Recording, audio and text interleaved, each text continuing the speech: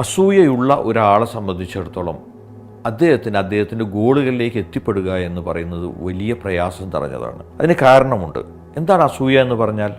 അസൂയ എന്ന് പറഞ്ഞു കഴിഞ്ഞാൽ മറ്റുള്ളവരുടെ വളർച്ചയെ ആക്സെപ്റ്റ് ചെയ്യാൻ കഴിയാതിരിക്കലാണ്.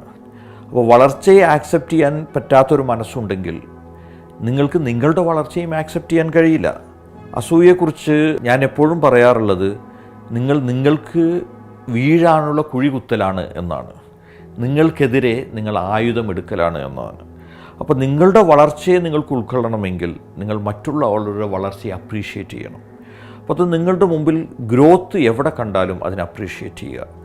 ഒരാൾ വളർന്നു വലുതാവുന്നത് കണ്ടാൽ അദ്ദേഹത്തെ അപ്രീഷിയേറ്റ് ചെയ്യുക, അഭിനന്ദിക്കുക, അവർക്ക് കൂടുതൽ വളർച്ച ഉണ്ടാകുന്നതിന് വേണ്ടി പ്രാർത്ഥിക്കുക.